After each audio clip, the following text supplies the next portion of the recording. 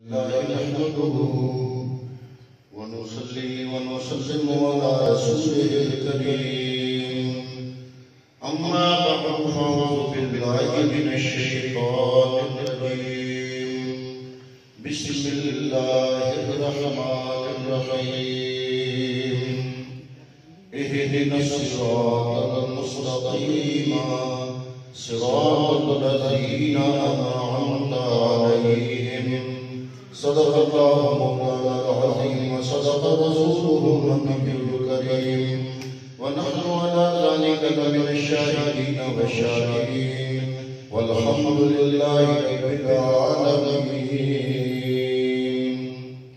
انتہائی قابل عزت حضرین و سامعین، اللہ رب العالمین نے اس انسان کو اشرف المخلوقات کو بنایا اور اس کا اظہار پہلے دن ہی فرما دیا اور اپنا نائب بنایا. خلیفہ کا معنی نائب ہے. پہلے دن اللہ تعالیٰ نے ملائکہ کے سامنے اس انسان کا جو تعارف پیش کیا کہ میں جو زمین میں بنانے والا ہوں وہ کون ہوگا. قال انی جاعل فی الارض خلیفہ، وہ میرا نائب ہوگا. خلیفہ کا معنی ہے نائب.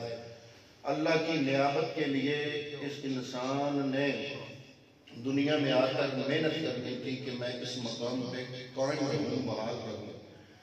اس کے لیے اس انسان نے ایک ہی کام کرنا تھا کہ اپنے نفس کو کنٹرول کر کے اللہ رب العالمین کی فرما برداری، رب العالمین کی تابع فرمانی، اللہ کے احکامات کی بجا آوری اور اس کے مقابلے میں اس نفس کا مقابلہ.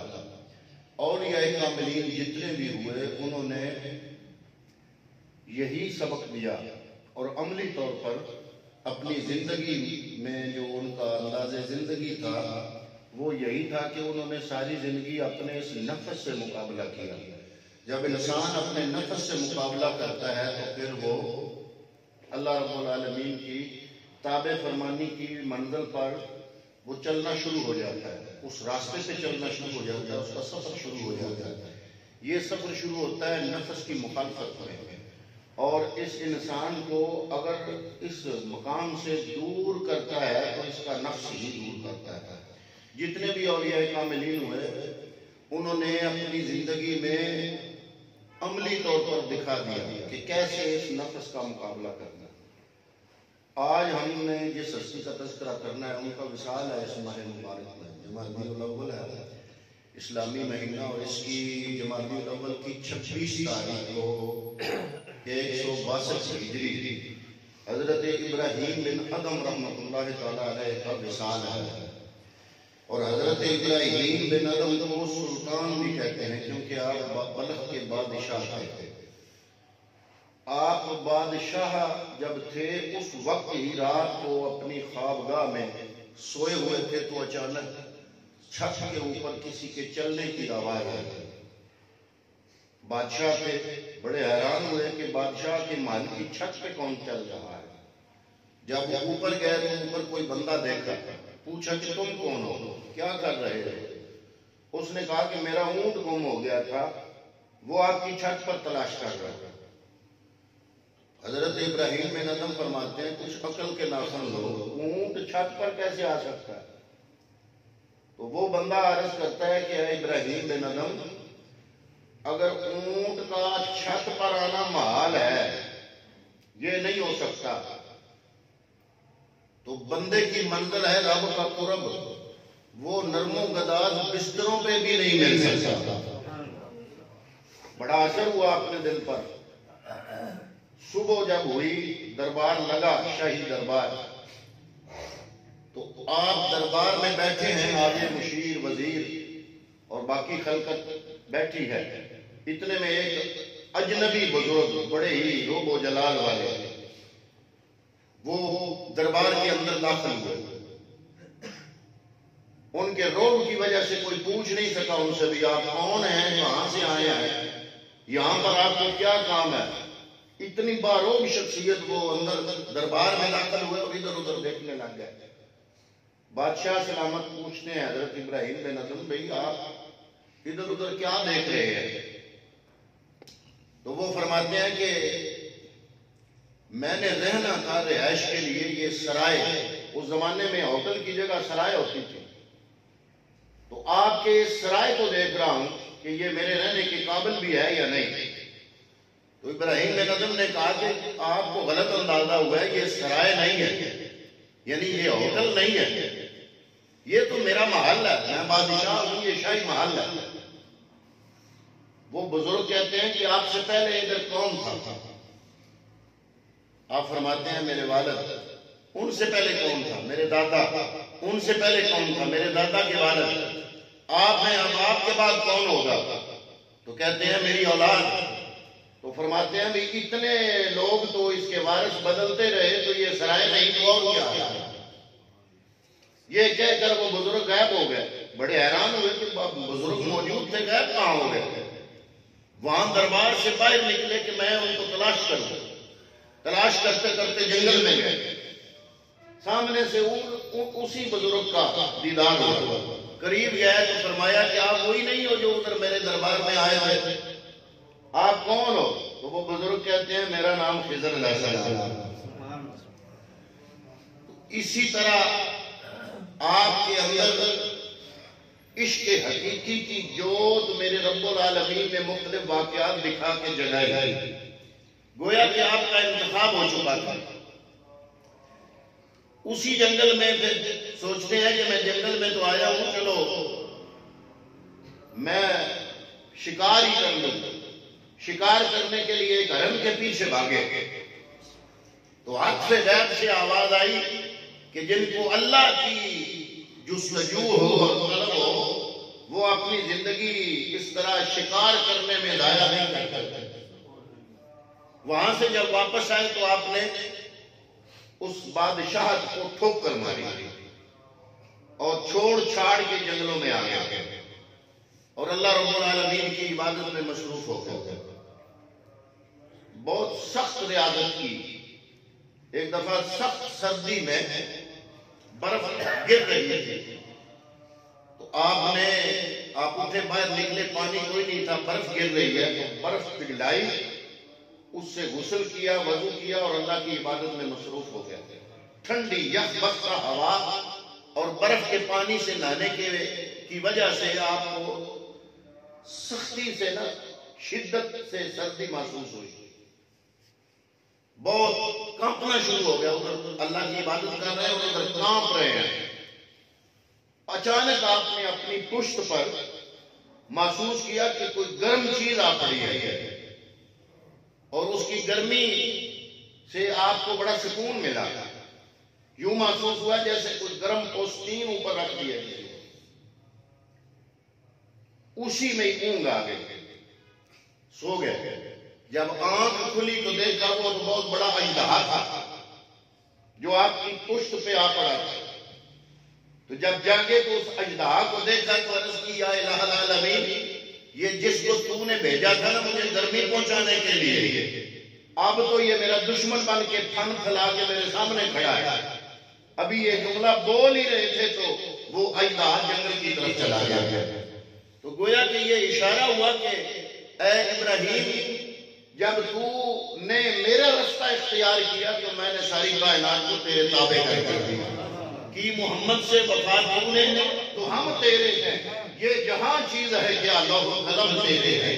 ویسے عام بندے کو یہ دنیا چھوڑنے کا یا تارک دنیا ہونے کا جو ہے نا یہ اجازت نہیں دیتی شریعت، لیکن جس کے دل میں عشق الہی ہو اور وہ اپنے نفس کو قابو کرنا چاہتا ہو اور وہ یہ چیز اختیار کرے تو پھر یہاں پر ایک حدیث پاک اس کی رہنمائی کرتی ہے کہ حضور نبی کریم صلی اللہ علیہ وسلم فرماتے ہیں الفقر فخری، فقیری میرا فخر ہے۔ تو آپ نے بادشاہت چھوڑی اور اللہ رب العالمین کا راستہ اپنایا۔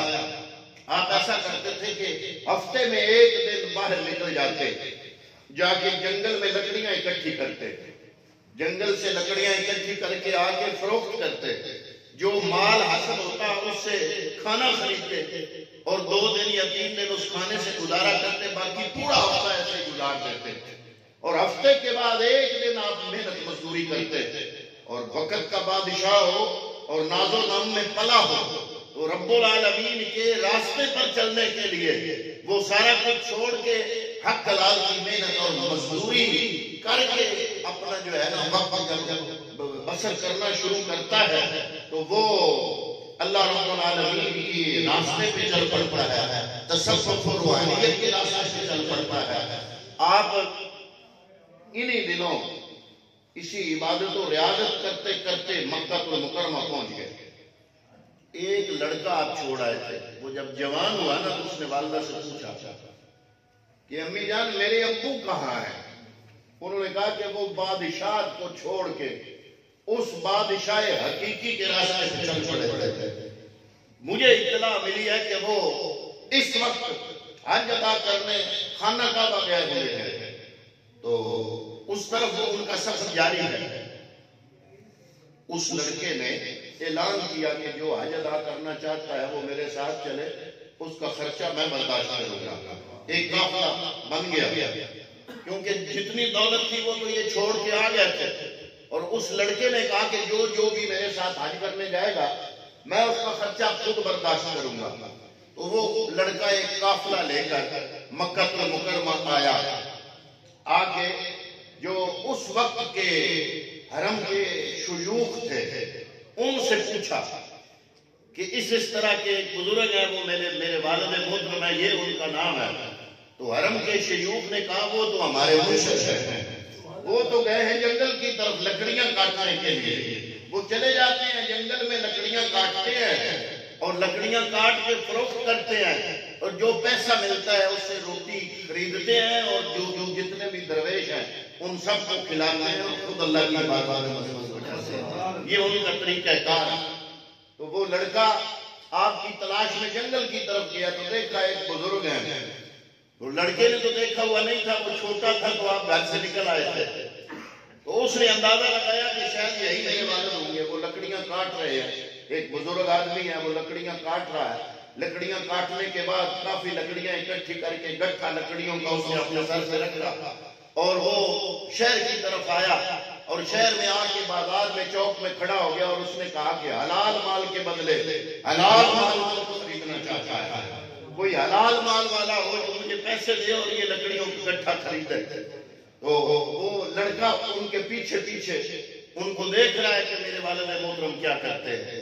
تو حضرات محترم پھر لڑکا جان بوجھ کے ان کو بلاتا نہیں، واپس جب آتا ہے والدہ بھی اس کے ساتھ عرض کرتا ہے کہ اماں جی میں نے اپنے والد محترم کو پہچان تو لیا ہے، لیکن جو ہمیں چھوڑ کے آ گئے میں نے قریب میں اس لیے نہیں گیا کہ آپ پھر وہ کہیں غائب نہ ہو جائیں۔ تو یہ ہے اللہ کے جو نیک بندے ہیں ان کا طرز زندگی۔ ایک دفعہ دریا کے کنارے پہ بیٹھے اپنی گدڑی سی رہے تھے سوئی کے ساتھ، تو اوپر سے کوئی بندہ آیا، اس نے پہچان لیا، اس نے کہا کہ تم نے حکومت دے دی، بادشاہت چھوڑ دی، تخت کو ٹھوکر ماری، تو تو نے کیا حاصل کیا؟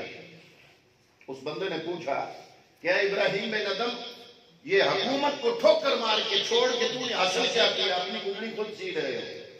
آپ نے جس سوئی سے گدڑی سی رہے تھے وہ سوئی دریا میں پھینک دی، دریا میں پھینک کر دریا کی مخلوق کو کہا ہے دریائی مخلوق میری سوئی مجھے دو۔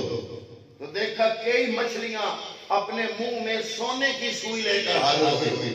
وہ آپ نے فرمایا یہ سونے کی سوئی ہے، یہ مجھے نہیں چاہیے، مجھے اپنی سوئی چاہیے۔ تو ایک مچھلی اوپر نکلی، اس نے وہی سوئی پکڑی ہوئی تھی۔ آپ نے اس سوال کرنے والے سے کہا کہ وہ دنیا کی بادشاہت چھوڑی ہے، وہ بادشاہت تو صرف بندوں کے جسموں پر حکومت کرتی تھی، اور وہ چھوڑ کے میں رب کا بندہ بنا ہوں، تو اللہ رب العالمین نے مجھے یہ بادشاہی عطا کی ہے کہ جو جنگل کے جو سمندروں اور دریاؤں کی مچھلیاں ہیں وہ بھی میرے حکم کو مانتی ہیں۔ یہ محمد سے وفاتون ہے تو ہم تیرے ہیں، یہ جہاں چیز ہے کیا لوح و قلم تیرے ہیں۔ ایک دفعہ اسی طرح عبادت کرتے کرتے آپ کو عبادت کا سکون محسوس ہوا کہ نہیں آیا؟ بڑی جگہ جگہ بدل کے عبادت کی، جنگلوں میں عبادت کی، غاروں میں عبادت کی، پہاڑوں میں چلے گئے عبادت کی، لیکن سکون نہیں مل رہا۔ تو آدھی رات کا وقت تھا، رات کے وقت ہے، بیت المقدس اس وقت مسلمانوں کے قبضے میں تھی، مسجد اقصی۔ عشاء کی نماز پڑھنے کے بعد آپ صفوں میں چھپ گئے، اور مسجد کا خادم باہر سے دیکھا اس نے کہ کوئی بندہ نہیں ہے مسجد میں، وہ تالا لگا کے چلا گیا۔ آپ کا ذہن میں یہ تھا کہ جب مسجد کا خادم تالا لگا کے گھر چلا جائے گا تو اکیلی مسجد ہوگی اور میں ہوں گا اور خدا ہوگا تو میں اپنے رب کو مناؤں گا. باہر نکل کے اللہ کی عبادت شروع کر دی. صفوں میں چھپے بیٹھے تھے. اتنے میں باہر سے قدموں کے چلنے کی آواز آئی. دروازہ خود بخود کھلا. آپ جلدی جلدی پھر سب میں چھپ گئے کہ یہ کیا ماجرا ہے. ابھی رات کو خادم مسجد کا تو آئے گا صبح کے وقت. یہ آئے ہیں کچھ لوگ اور اچھا خود بخود دروازہ کھلا اور کچھ لوگ اندر داخل ہو گئے. تو کیا دیکھا؟ آپ چھپ کے صفوں میں اور چھپ کے دیکھ رہے ہیں کہ ایک بزرگ ہے اور اس کے ساتھ 40 لوگ ہیں اور وہ 40 لوگ اس کے ارد گرد دائرہ بنا کے بیٹھ گئے اور وہ بزرگ سامنے بیٹھ گئے. اب ان 40 لوگوں میں سے ایک بندہ کہتا ہے کہ لگ رہا ہے کہ کوئی اجنبی بھی ہماری محفل میں موجود ہے. یہ جو اللہ کے نیک بندے ہوتے ہیں نا ان کی روحیں بڑی خوبصورت ہو چکی ہوتی ہیں. اتنی اجلی اور اتنی ستھری کہ ان کو کوئی غیر آدمی اگر چھپا بھی بیٹھا ہو تو اس کی موجودگی کا احساس ہو جاتا ہے. تو وہ 40 لوگوں میں سے ایک بندہ کہتا ہے کہ لگتا ہے کہ کوئی ایسا بندہ ہے جو ہماری جماعت کا نہیں ہے اور ہماری محفل میں شامل ہے. اور ان کے جو شیخ تھے نا جو درمیان میں بیٹھے تھے اور ارد گرد وہ 40 لوگ بیٹھے تھے وہ شیخ کہتے ہیں ہاں ابراہیم بن ادم ہے. ابراہیم بن ادم ہے. کافی دن ہو گیا اس کو عبادت میں سکون نہیں آ رہا. اس کو عبادت میں سکون نہیں آ رہا. وہ سکون کی تلاش میں یہاں آیا ہے. آپ سوچتے ہیں آپ تو چھپنے کا فائدہ کوئی نہیں کہ ان کو تو میرا پتہ بھی ہے اور ان کو یہ بھی پتہ ہے کہ مجھے مسئلہ کیا ہے.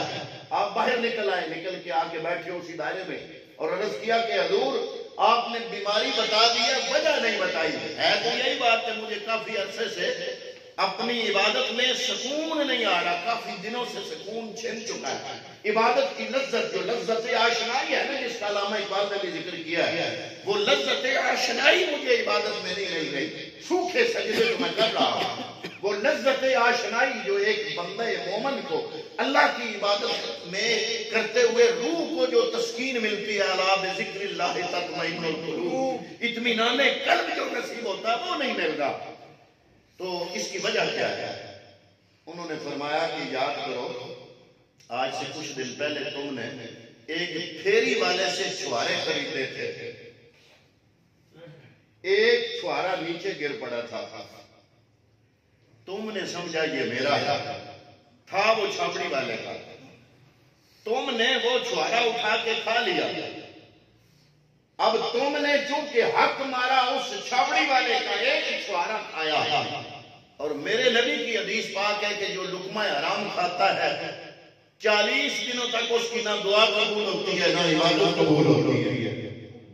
اور تم ابراہیم بن ادم جو کہ اللہ کے راستے پہ چل رہے تھے روحانیت کے سفر میں تھے اس لیے تمہاری عبادت کا سکون چھن گیا. یہ تھے حضرت ابراہیم بن ادم رحمۃ اللہ تعالی علیہ. اسی جمادی الاول مہینے کی 26 تاریخ کو 162 ہجری یعنی کہ دوسری صدی ہجری کے یہ بزرگ ہیں. ان کا وصال ہوا. کوئی بندہ آپ کے پاس آیا اور عرض کرتا ہے حضرت کوئی وصیت فرمائے نصیحت فرمائے کوئی. آپ نے فرمایا 6 عادتیں اختیار کر لو. کتنی؟ 6 عادتیں اختیار کر لو. پہلی جب تم گناہ کا ارتکاب کرنے لگو تو خدا کا رزق استعمال کرنا چھوڑ دو. وہ کہتا ہے یہ تو ناممکن ہے میں کس کا کھاؤں خدا کا ہی تو ہے. دوسرا آپ نے فرمایا جب تم گناہ کا ارتکاب کرنے لگو گناہ کا ارادہ کرو تو خدا کی مملکت سے نکل جاؤ. تیسرا آپ نے فرمایا کہ ایسی جگہ جا کے گناہ کرو جہاں پہ تمہیں خدا نہ دیکھے. چوتھا آپ نے فرمایا جب تمہیں موت کا وقت آنے لگے تو فرشتہ اجل سے کہنا کہ ذرا ٹھہر جاؤ میں توبہ کر لوں مجھے توبہ کا وقفہ دے دو. وہ کہتا ہے وہ میری بات کب مانے گا یہ کیسے ممکن ہے. آپ نے فرمایا یہ 4 چیزیں اور 5ویں چیز یہ ہے کہ جب تم قبر میں جاؤ منکر نکیر تمہاری قبر میں داخل ہونے لگے تو ان کو قبر میں آنے ہی نہ دینا. جب وہ قبر میں ہی نہیں آئیں گے تو سوال و جواب نہیں ہوگا۔ اور چھٹی چیز آپ نے فرمایا جب کل قیامت کے دن تمہارا اعلان ہوگا نا کہ جاؤ جہنم میں چلے جاؤ، تو تم جہنم میں جانے سے انکار کر دینا، تو وہ بندہ کہتا ہے کہ حضرت یہ چھ چیزیں ناممکن ہیں۔ تو آپ نے فرمایا پھر یہ کیسے ہو سکتا ہے کہ جب تم رزق بھی اس کا کھاؤ، گھر بھی اس کے ہی رہو، اس کے سامنے رہو، اور پھر تم فرشتہ اجل سے یہ بھی نہ کہہ سکو کہ مجھے توبہ کا وقت چاہیے، مجھے توبہ کا ٹائم دے دو۔ جب یہ 6 چیزیں تم سے نہیں ہو سکتی تو پھر ایک چیز تو تم سے ہو سکتی ہے نا، وہ تمہارے اختیار میں ہے کہ گناہ سے بچ جاؤ۔ اگر یہ 6 چیزیں تم نہیں کر سکتے تو ایک چیز تو تمہارے اختیار میں ہے نا کہ گناہ ہی اختیار نہ کرو۔ یہ تھے اللہ کے ولی۔ ایسے ہوتے ہیں اولیاء جو لوگوں کو نصیحت کر کے اپنے رب کے راستے کی طرف گامزن کرتے ہیں۔ آپ کے وصال کے بعد آپ کے مزار کا اب تک کسی کو کوئی پتہ نہیں۔ کچھ کہتے ہیں کہ بغداد میں ہے، پتہ کوئی نہیں کسی کو، اندازے ہیں۔ اور ایک روایت یہ ہے کہ آپ ملک شام میں حضرت لوط علیہ السلام کے جو اللہ کے نبی ہوئے ان کے مزار کے احاطے میں دفن ہے، لیکن یقین کسی کو نہیں ہے، کوئی آستانہ نہیں ہے، کوئی آگے چل چلاؤ نہیں ہے، کوئی جناب نظرانوں کا حساب کتاب نہیں ہے، کوئی گدی نشینی نہیں ہے، ان کے مزار کا پتہ ہی کوئی نہیں ہے۔